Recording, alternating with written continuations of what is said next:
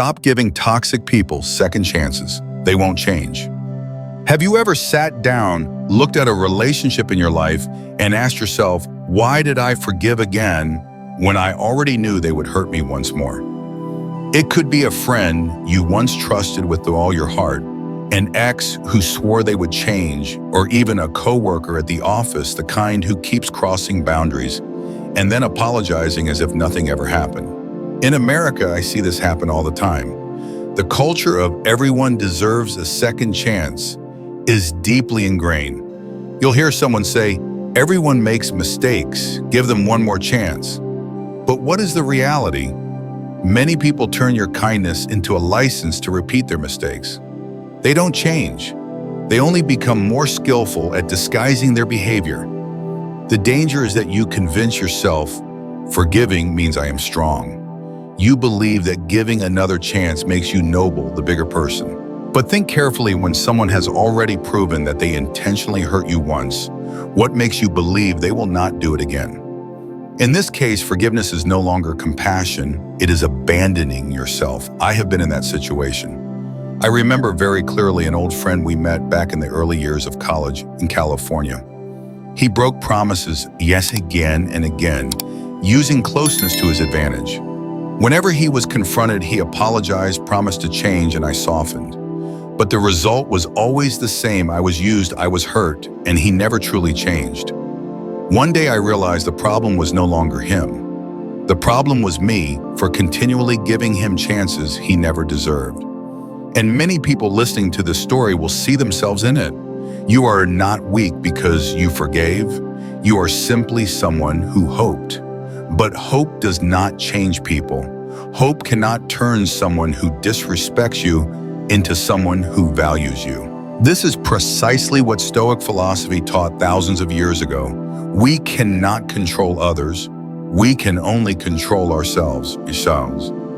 Epictetus once said, "It is not things that disturb us, but the way we allow them to continue."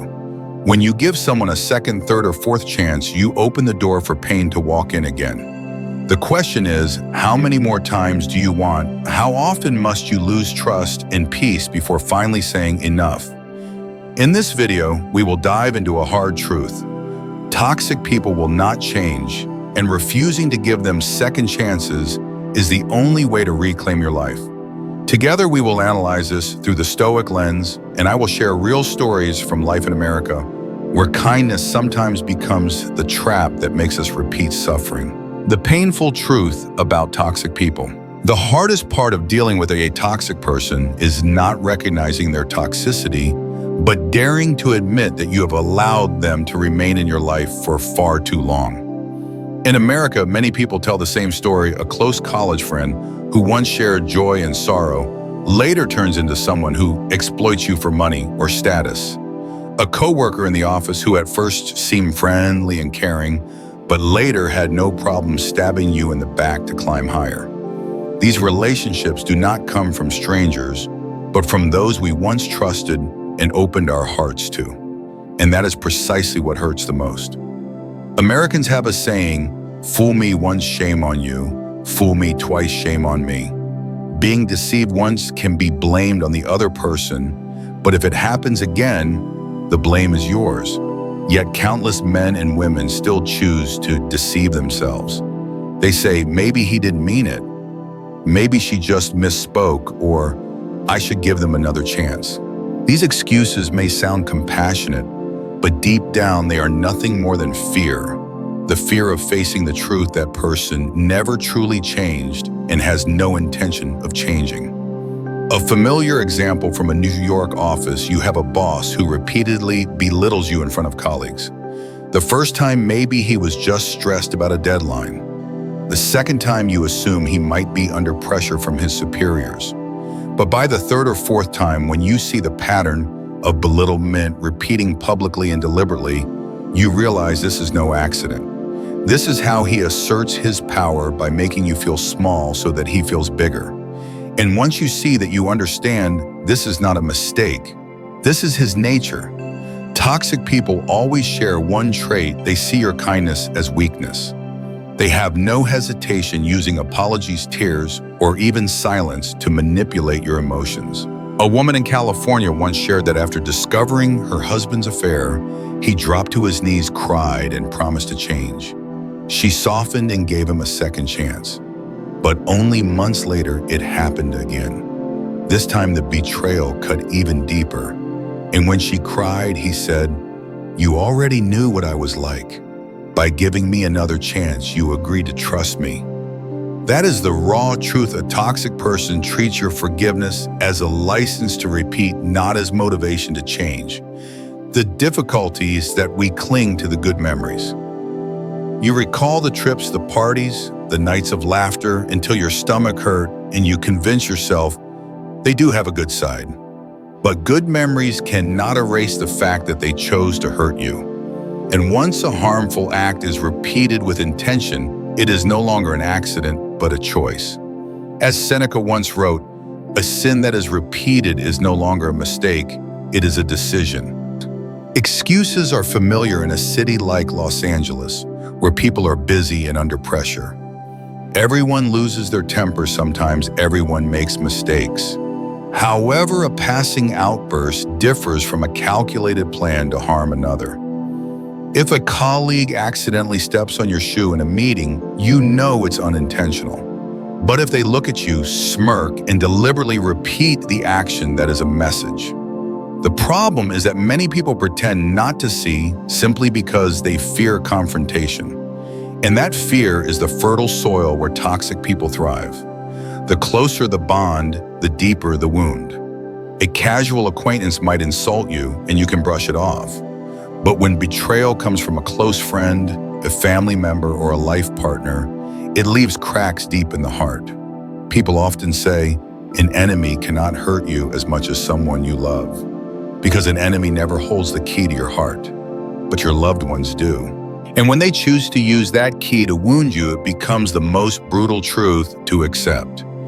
Marcus Aurelius once taught, "If it is not right, do not do it. If it is not true, do not say it." A virtuous person restrains themselves before causing harm. A toxic person does the opposite. They know what is wrong, but do it anyway for their gain. Faced with this truth, many still make excuses for them. Because to accept the truth means having to make a decision, sometimes the decision to walk away. And walking away often feels more frightening than staying.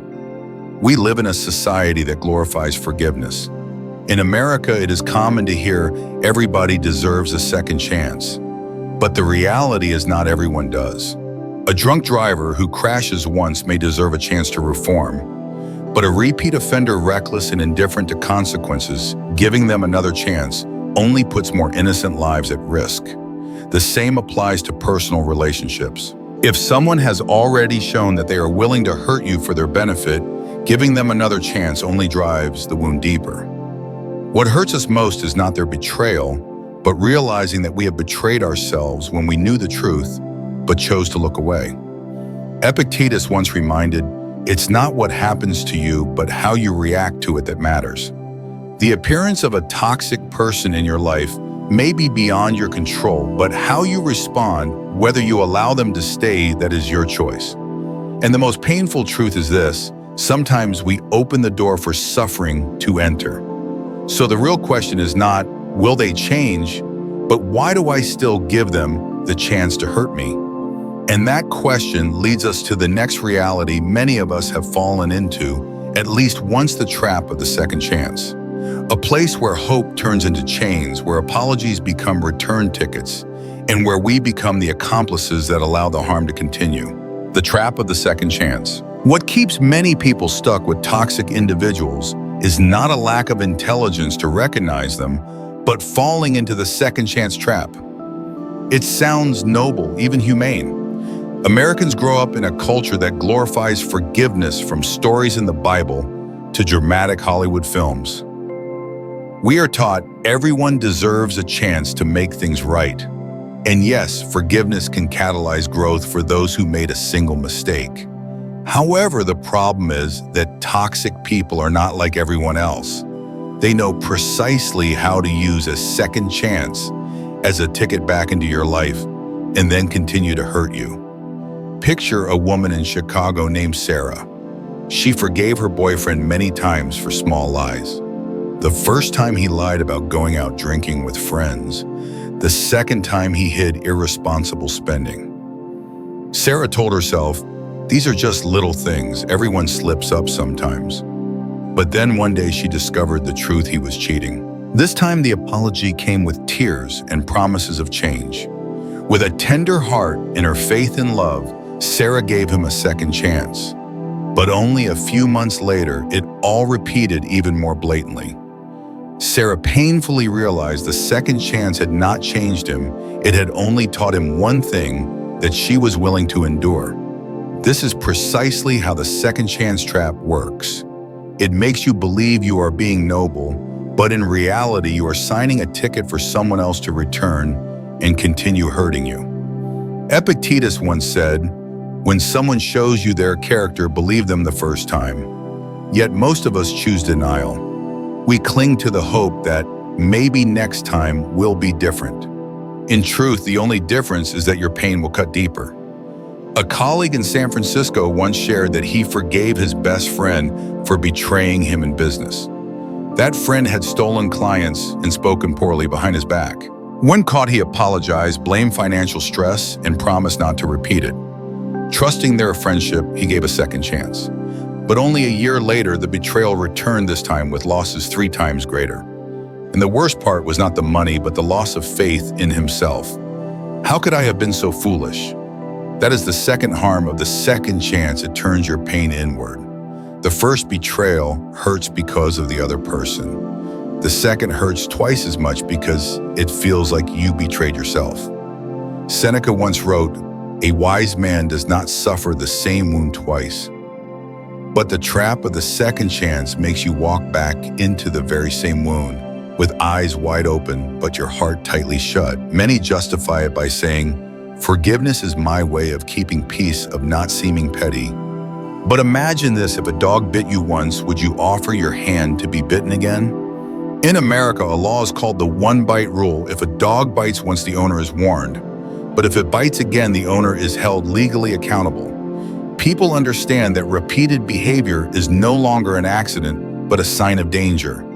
So why do we not apply the same principle in our relationship? In truth, second chances are often not about the other person deserving them, but about our lack of courage to let go. We fear loneliness, loss, and judgment. Marcus Aurelius once reminded, "It is not death that a man should fear, but he should fear never beginning to live." We should not fear endings. We should fear living an entire life in pretense, pretending that someone will change, pretending that wounds will heal, while we continue handing the knife back to the one who stabbed us. A friend in Texas shared how he forgave his brother countless times over debts. Every time his brother borrowed money, he promised repayment, promised to change, promised to quit drinking. But year after year, the promises faded like the wind. The only things that grew were the debt and the disappointment. Until one day he decided not to lend again. His brother grew angry and accused him of being cold and lacking family loyalty. But at that moment he understood that refusing a second chance was not cruelty, but self-preservation. The second chance trap keeps people spinning in a cycle: hurt, forgive, hope, hurt again. It is like a wheel of suffering with no exit. And the cruel irony is that the more you forgive, the harder it is to walk away, because you have already invested so much emotion and trust. Americans call this the sunk cost fallacy. You believe that you must keep going because you have invested so much. But the truth is, the more you keep going, the deeper you sink. Stoicism teaches us that while we cannot control the actions of others, we can always control our own choices. If someone has revealed their nature, continuing to give them chances is your refusal to claim your freedom. You think you are generous, but you are turning yourself into a long-term victim. And here lies the most crucial point. Refusing a second chance does not mean living in hatred. You can forgive in your heart, release the anger, and still keep the door closed. Forgiveness does not equal permission. Forgiveness is for your peace, not for their access. So the question becomes, how do you escape the second chance trap? How do you distinguish between a mistake worth forgiving and a toxicity that must end? That is when we must discuss the difference between a mistake and a choice. And once you truly understand that difference, you will have the strength to place a period rather than a comma on a relationship that was never worthy of you. Mistake and choice. In the previous part, we spoke about the trap of the second chance, a place where many get stuck because they cannot distinguish between a genuine mistake and a deliberate choice. This is the very point most people overlook. Forgiving an error can be an act of humanity, but giving a second chance to a toxic choice is self-destruction. And this difference, though it seems small, determines the course of your entire life. In American life, we often hear stories about mistakes. A coworker is late to work because of traffic.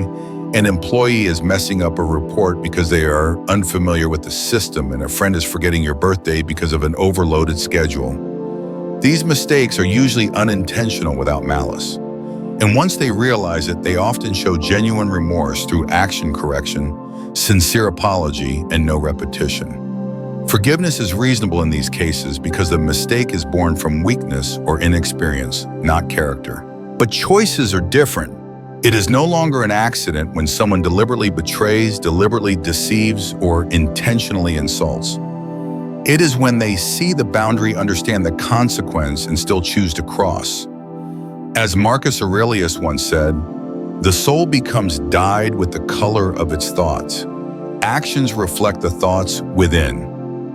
A toxic choice is a mirror of that person's nature. Consider a real example. A man in New York discovered his wife was having an affair. When confronted, she claimed it was a mistake, a moment of weakness. But when the same act happened again with someone else only months later, he realized it was no longer a mistake, but a choice. A mistake may repeat once through carelessness, but a deliberate recurrence can only be called a decision.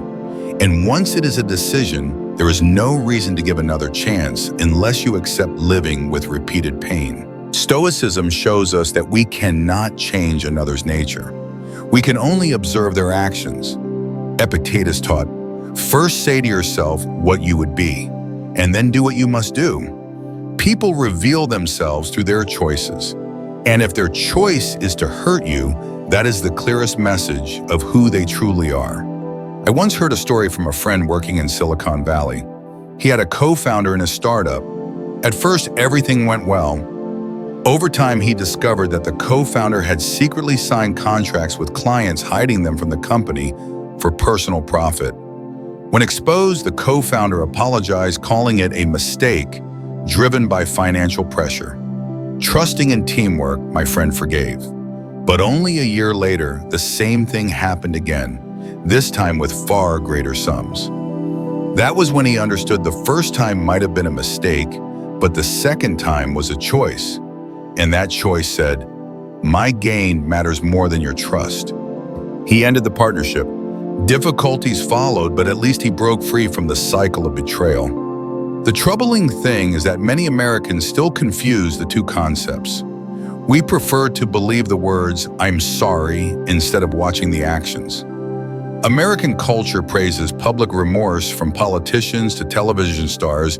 Anyone can step on stage, shed a few tears, and declare a mistake. But if you notice, many repeat the same behaviors not long after. Apologies in words have never been proof of a change in thought. Seneca once wrote, "Repentance is the recognition that we should not repeat the same mistakes." Genuine remorse means no repetition. But when someone keeps repenting while continuing to hurt you, that is not remorse. That is a strategy. They use apology as a tool to buy time to keep you within reach. And when you give them the second or third chance, you are not helping them, you are slowly destroying yourself. We often get stuck in the question, how do I know if it is a mistake or a choice? The answer is simple, watch for repetition. A person who makes a mistake will do everything to prove change through action. They will work harder, be more careful, and put their trust above all. But a person who has chosen the toxic path will justify blame circumstances and repeat when you look away. The issue is what they do and how they see you. If they value you, they will treat your pain as a warning to change. If they despise you, they will treat your forgiveness as a license to continue. In America, this happens more often than you think in romantic and professional relationships. Sadly, many know this truth but lack the courage to stop. They fear loneliness, fear losing someone they've been tied to for years, fear starting over. But Marcus Aurelius reminded, you have power over your mind, not outside events. Realize this and you will find strength.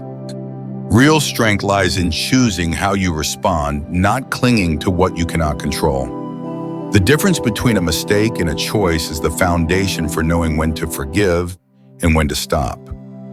Forgiving a mistake gives room for growth, but giving another chance to a toxic choice is handing the knife back to the one who stabbed you. And if you keep doing that, the pain is no longer theirs, it is yours for ignoring the truth. Once you recognize this difference, you will see that refusing the second chance is not cruelty, but wisdom. It protects you from the cycle of hurt and frees your energy to invest in worthy relationships. Forgiveness can still exist, but it exists in your heart as a release of anger, not as a ticket for them to return. And once you fully understand this, you will be ready to move into a more profound truth that refusing a second chance is not merely ending a relationship, but beginning a new one, the relationship with yourself. This is where we must speak of the core value self-respect. Because when you stop forgiving toxic choices, you begin a greater journey building an unshakable respect for yourself. Self-respect, the foundation of freedom. After realizing the difference between an unintentional mistake and a deliberate choice, the most crucial question is no longer, should I give them another chance? But rather, do I respect myself enough to stop?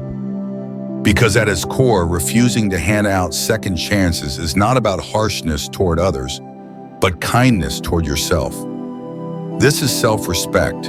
In Stoicism, it is the very foundation upon which true freedom is built. People often think of self-respect as some vague idea, something about loving myself. But in the reality of American life, self-respect shows itself in the smallest choices of the day, when you dare to reject empty promises, when you say no to offers that make you uneasy, when you choose to walk away from a toxic relationship, even when your heart clings to it. Self-respect is not something glamorous. It is the invisible boundary that protects you from being used. A friend of mine in Los Angeles once shared her story of marriage. She lived for 10 years with a husband who constantly dismissed her feelings.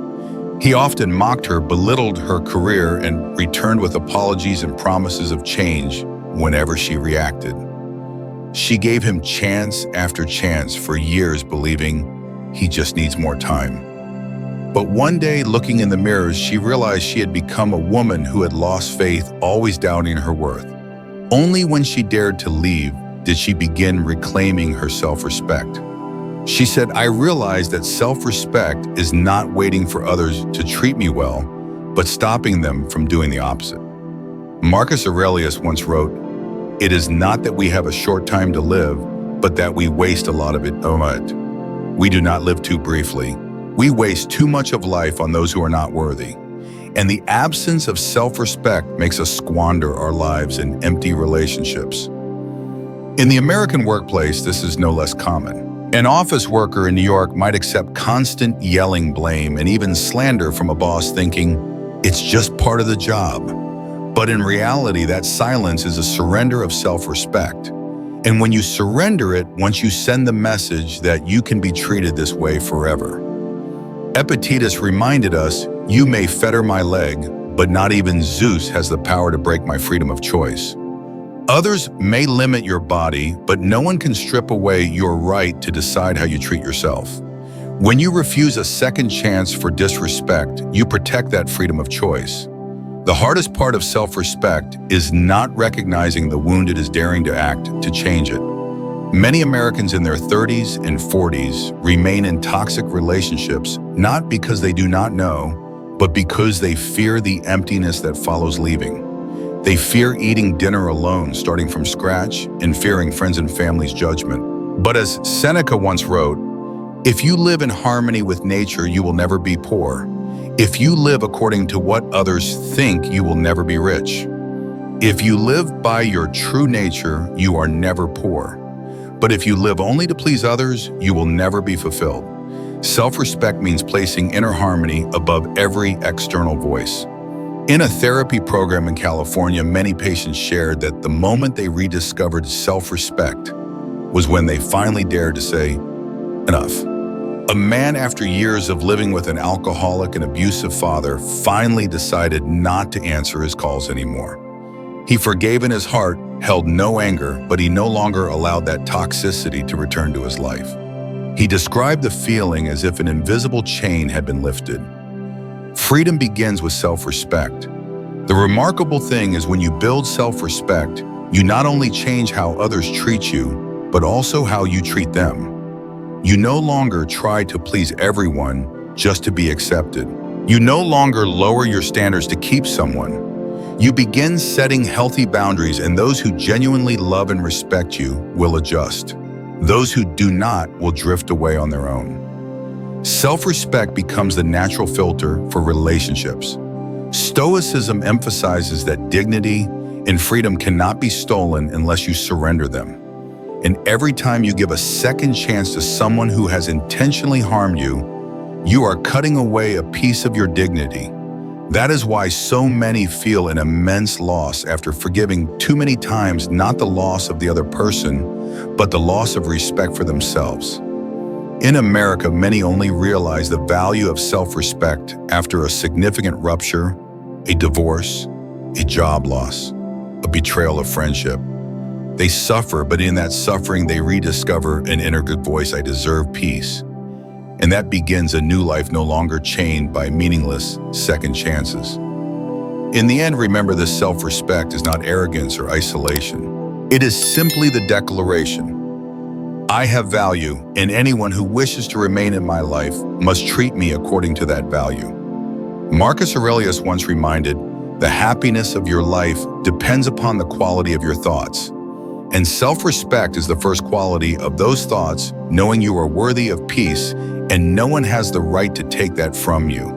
And once you have laid the foundation of self-respect, you can move further, learning to completely release the expectation that others will change and instead find true strength in acceptance. This is the path Stoicism calls living by nature. And this is what we will step into next. Letting go of expectations and finding peace. Once you have learned to respect yourself, the next step is letting go of the expectation that those who have hurt you will change. This is one of the hardest lessons, not only in America, but everywhere, because human beings tend to believe in change, and that if we give one more chance, the other person will become a better version of themselves. But in reality, that expectation becomes a trap that keeps us bound to suffering. In a group therapy session in New York, a woman named Linda in her 40s shared the story of her turbulent marriage. Her husband betrayed her many times, yet always returned with the promise, I will change.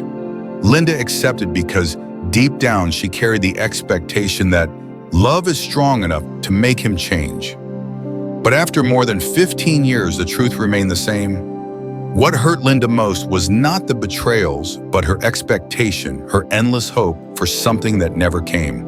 And when she finally let go, she discovered a peace she had never known. Stoic philosophy through Epictetus reminds us, man is disturbed not by things, but by the views he takes of them. In other words, it is not events that disturb us, but how we see them. Expecting someone to change is a kind of view that unsettles the mind because it places our happiness in what lies outside our control. Others may change or they may not, but you surrender your freedom when you stake your peace on their choice. In modern American life, this shows itself clearly at work. Some employees believe, my boss will eventually recognize my contributions, or my colleagues will eventually learn to respect me. But year after year, they remain caught in the same cycle of disappointment. Stoicism teaches that if you want peace, adjust your expectations, not reality. Marcus Aurelius once wrote, You have power over your mind, not outside events. Realize this and you will find strength. When you release the expectation that others will change, you free your energy to focus on the only thing you can control: yourself. After years of trying to fix a friend who constantly used him, a man in Chicago finally realized the problem was not whether his friend would change, but that he expected him to. When he let go of that expectation, he no longer grew angry each time his friend broke a promise, because he accepted that this was the true nature of the relationship. Instead of trying to change the other, he changed his approach. He set boundaries and reduced that friend's presence in his life. The result was a peace he had never known. The key to understanding here is this: letting go of expectations does not mean losing faith in people or becoming bitter. It simply means accepting reality as it is. Seneca emphasized, "He is a wise man who does not grieve for the things which he has not, but rejoices for those which he has." The wise man does not mourn what he lacks, but rejoices in what he has. When you stop expecting others to become someone else, you value your freedom, peace, and inner strength. In America, social pressure traps many in collective expectations, expecting parents to change and finally recognize them, expecting a spouse to suddenly understand them, and expecting children to live out the dreams they created. But the more they cling to these expectations, the more disappointment they face. And disappointment repeated turns into bitterness.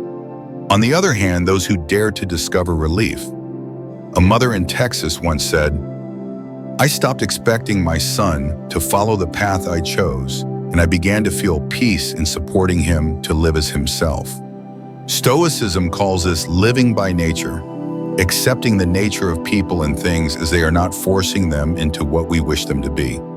Letting go of expectations does not make us indifferent. On the contrary, it allows us to love more healthily.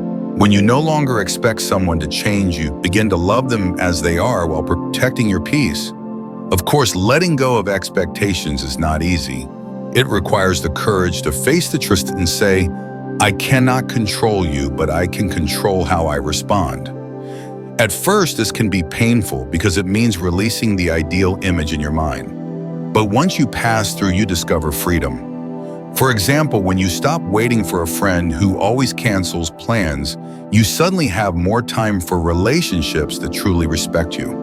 And once you have let go of expectations, you come to a more profound realization. Peace does not come from others treating you well, but from refusing to let them hurt you again. That is when you reach a higher level of freedom, inner freedom.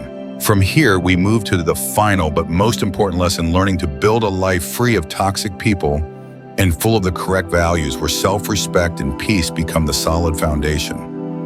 This is the journey toward inner strength that Stoicism points us to, and this is the path we will explore in the next part. Building a life on the foundation of self-respect and peace. Once you have learned to let go of expectations and discovered peace, the next step is to build a life firmly grounded in self-respect and inner calm. This is not just about saying no to toxic people, but about creating a space, a set of values, and a way of living where you are no longer easily pulled into cycles of negativity. Americans often say, "Build a life you do not need a vacation from." And that is only possible when the foundation is built on respecting yourself. Imagine a man named David living in California. For many years, he lived to please others, co-workers, friends, even family. He believed that his sacrifices would be rewarded with affection and recognition, and that people would change how they treated him one day. In reality, he only grew more exhausted. When David began to study Stoicism, he slowly realized that self-respect was not waiting for others to value him, but setting his standards for how he wanted to be treated. He began saying no to unreasonable demands, reduced contact with those who exploited his kindness, and invested more time in what truly mattered: his health, his small family, and positive relationships. His life changed not because others transformed, but because he rebuilt his foundation. Marcus Aurelius once wrote, "If you respect yourself, you will respect your time." When you respect yourself, you no longer waste time on relationships that have proven themselves to bring only harm. Self-respect gives you the courage to set boundaries. And those boundaries are not walls, but gates of protection. You decide who enters your life and who must remain outside. In the American workplace, this holds particular weight. Many endure toxic coworkers, those who blame gossip or sabotage. A person without self-respect will continue to tolerate it, hoping they will change. But someone who values themselves will dare to speak up, report wrongdoing, or even leave the environment for one more worthy. This is not weakness. It is the highest expression of inner strength. Seneca once emphasized, "It is not that we have a short time to live, but that we waste much of it." Our time is precious. So why squander it on people and relationships that only drain us? When you learn to build life on peace, your priorities change. You choose friends not for convenience, but for mutual respect. You choose work not only for salary, but for growth. You choose evenings not for arguments or explanations to someone unwilling to understand, but for moments with those who truly listen and value you. The story of a woman named Maria in Texas makes this clear. After years in a controlling marriage, she decided to leave. At first, she felt fear and emptiness, but gradually, as she rebuilt her life on self-respect, she discovered a new strength. She enrolled in courses to develop her career, reconnected with old friends, and spent more time on herself. Her life was not perfect, but it became solid because now she knew her worth and no longer allowed anyone to diminish it. The remarkable thing is that toxic people drift away on their own when you truly live with self-respect. They no longer have a stage in your life. They see you cannot be manipulated, cannot be exploited, and they search for other targets. In turn, you begin attracting genuine, decent people. This is not magic, it is a natural law. The energy you radiate determines who enters your orbit. Stoicism calls this living according to virtue. Each daily choice reflects self-respect in the commitment to preserve peace. You do not need to shout to prove your strength. It is your calm presence, your clear boundaries, and your steady actions that stand as proof of inner power. Building life on self-respect and peace is like constructing a solid house in Florida, where storms often strike. If the foundation is weak, one storm will bring it down. But if you build with strong material and a thoughtful structure, that house will stand through every storm. Toxic people, drama, and hardships in life are the storms. And the foundation of self-respect and peace is the structure that keeps you standing. The beauty is that once your life is built on this foundation, you protect yourself and inspire others. Friends, children, co-workers will look at how you live and learn. There is another way to exist, a way where peace and respect are the standard, not a luxury. And this brings us closer to the final lesson after all. Refusing to give toxic people a second chance is not just an act of self-defense, but a declaration to yourself and the world. I am worthy of respect, I choose peace, and I will not compromise that for anyone. This is the Stoic spirit, firm, steadfast, yet deeply humane. From here, we close the journey with one final message: to gather everything we have learned and turn it into practical action in daily life. That will be the turning point where you no longer understand Stoicism in theory, but live it in every choice you make. After everything we have shared, there is one undeniable truth: those who have intentionally hurt you, if you allow them to return, will not change. They will hurt you even more. This is not prejudice. This is reality repeated across countless relationships we witness every single day. As an observer of human behavior in these situations, I can tell you this: what matters is not whether you are generous enough to forgive, but clear-minded enough to set boundaries. Forgiveness is how you release yourself, but distance is how you protect your peace of mind. The greatest lesson here is the sharp distinction between forgiveness and offering another chance. Forgiveness is a gift you give yourself. A chance is a gift you give someone else. And that gift should only be given to those truly worthy, those who have proven through action, time, and consistency that they have changed. Do not let your heart become a testing ground for another person's growth, because every wound leaves a scar inside you. Marcus Aurelius once said, "When someone wrongs you, do not dwell on the harm, but see it as an opportunity to practice endurance." That is the essence of Stoic philosophy. You cannot control the actions of others, but you can always control your response. And the wisest response is to take the lesson, set the boundary, and move forward without carrying the burden. And by now, you may have realized that refusing to give toxic people another chance is not coldness, it is an act of love toward yourself. Because if you do not protect your peace, no one else will. Do not confuse living with compassion with allowing others to exploit your kindness. Forgive so your heart may feel lighter, but the door does not need to reopen for those who once shattered it. Begin with small steps. Look at your current relationships and ask yourself, who brings me peace and who drains my energy? Once you know, do not be afraid to step back or close the door on those who have repeatedly proven unworthy. This is not only self-protection, but also how you create space for people of integrity who genuinely respect you to enter. And if today you feel confused, caught in the endless cycle of pain and unconditional forgiveness, remember this: you do not have to prove your compassion by allowing someone to hurt you again. Real strength comes from the courage to walk away, to hold your boundary, and to choose peace. This is the message Sovereign Stoic wants to share with you. Live with self-mastery, firmness, and strength, like a modern Stoic. If this video resonates with you, leave a like, hit subscribe, and share it so more people can learn how to protect their inner peace. Every share reminds us that we are not alone in this journey toward calm and inner power. I'll see you in the following video.